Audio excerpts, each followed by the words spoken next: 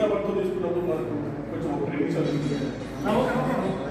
మిగతా tank పోల్చుకున్నప్పుడు వర్షాకాలము water stagnation అయింది అంటే వ్యాధిస్తుంది. ఇప్పుడు మనకు ఇంటికి వెళ్ళి ప్రతి సామాన్ చెప్తుంటాం, ఫ్రైడే ప్రోగ్రామ్ నడుస్తుంది, మా ఆశా కార్యక్రమానికి వస్తున్నారు, మైన ఇంటికి వస్తున్నారు, చెప్తారు అమ్మ నేను వారు ఏమంటామంటే ప్రతి శనివారం శుక్రవారం రోజు ఫ్రైడే రోజు ఇంట్లో ఉన్న మొత్తం చుట్టుపక్కల వెళ్ళండి సార్. కుండలు కుండీలు టైర్లు ఉంటాయి, టైర్లు మామూలు చెప్తారు అమ్మ తీసేయండి, మామ తీసేయండి ఉండదు, టైర్ ఉంటే కాదు అలా వాటర్ ఆపేది. ఇన్ని వాటర్ రాదు, ఇన్నే వాటర్ ఒక 1000 మందిలో ఉంటాయి. మీరు చూసింది కదా డెంగ్యూ వచ్చినప్పుడు దానికి ట్రీట్మెంట్ ఏముండదండి, వైరల్ డిసీజ్ ట్రీట్మెంట్ ఏముండదు, హాస్పిటల్ పోతే 2 లక్షలు ఖర్చు అయింది. అవునా కదా, వేట్లు తగ్గినాయి, కణాలు తగ్గినాయి, ఎక్కించారు, అక్కడికి హైదరాబాద్ పోయారు. మన 2008 చూసాము, దాదాపు ఇంటి ముందర వాళ్ళు చిన్న ఒక మట్టి పెంక, మట్టి పాత్ర, ఒక కుండ, ఒక కుండి, ఒక టైరు చాలు, ఒక వాడ మొత్తంగా ఒక కుండి, ఒక టైరు. సో మన ఇల్లు అయినా చూసుకోవాలి, మన ఇంటి పక్కన చూసుకోవాలి, ఎక్కడ వాటర్ స్టాగ్నేషన్ లేకుండా చేసుకున్నాం అంటే సింపుల్, మనకి ఇంకా ఏ సమస్య రాదు. ఇది ఒకటి మనం చూసుకోవాల్సిన విషయము. ఒక్క దోమ చాలు. మళ్ళీ మలేరియా అనేది కొంచెం సింపుల్ అండి. మలేరియాకి రావడానికి ఎక్కువ టైం పడుతుంది. మలేరియా దోమ మన బాలకొండ కాన్స్టిట్యున్సీలో మనకు ఎకరం ప్రజెంట్ ముఖ్యాలు ఇచ్చారు. సో అట్లా రాష్ట్రంలో ఉన్న 100 నియోజకవర్గాల్లో ట్రైన్ తెచ్చేశారు.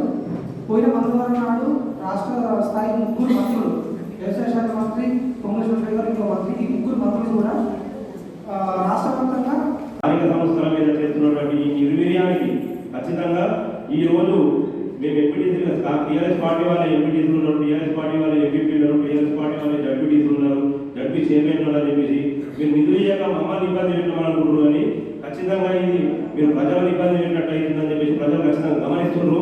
గతంలో కేసీఆర్ గవర్నమెంట్ ఉన్నప్పుడు స్థానిక సంస్థలకు ఎట్లా నిధులు వస్తుండే, ఇప్పుడు కాంగ్రెస్ గవర్నమెంట్ వచ్చిన తర్వాత స్థానిక సంస్థలకు నిధులు అనేది ఎట్లా వస్తున్నాయని ప్రజలు గమనిస్తున్నారు. ఖచ్చితంగా రాబోయే రోజుల్లో మీరు స్థానిక సంస్థలు నిర్వీర్యం చేస్తే కనుక ఖచ్చితంగా మీకు రాబోయే రోజుల్లో ప్రజలు తగిన గుణపాఠం చెప్తారని చెప్పేసి సభాముఖంగా తెలియజేస్తూ, అట్లాగే ప్రజాప్రతినిధులు ఎవరైనా ఉన్నారో ఎంపీటీసీలు కావచ్చు, జడ్పీటీసీలు కావచ్చు, మున్సిపల్ చైర్మన్ కావచ్చు, జడ్పీ చైర్మన్ కావచ్చు, ఎంపీపీలు కావచ్చు, వీళ్ళంతా టీఆర్ఎస్ వాళ్ళే ఉన్నారని ఒక కారణంతో 8 నెలల నుండి ఎంపీటీసీలకు ఏదైతే ప్రజాప్రతినిధులకు ఏదైతే గౌరవ వేతనం ఉంటుందో ఆ గౌరవ వేతనం అనేది ఇవ్వకుండా ప్రజాప్రతినిధులందరినీ అగౌరవపరుస్తున్నారు. కాబట్టి ఖచ్చితంగా మీరు మా ఎంపీటీసీలకు ఏవైతే గౌరవ వేతనం ఇవ్వాల్సి ఉందో 8 నెలల బకాయిలు ఖచ్చితంగా ఇవ్వాలి. ఇవ్వకపోతే కనుక ఖచ్చితంగా మా ఎంపీటీసీలు ప్రజాప్రతినిధులు అందరూ కలిసి ఈ గౌరవ వేతనం ఏదుందో దాని మీద ఖచ్చితంగా కొట్లాడతారు. ఇవ్వకపోతే ఇచ్చేదాకా మీ మెడల నుంచి తెచ్చుకునే ప్రయత్నం చేస్తామని చెప్పి చెప్తాము.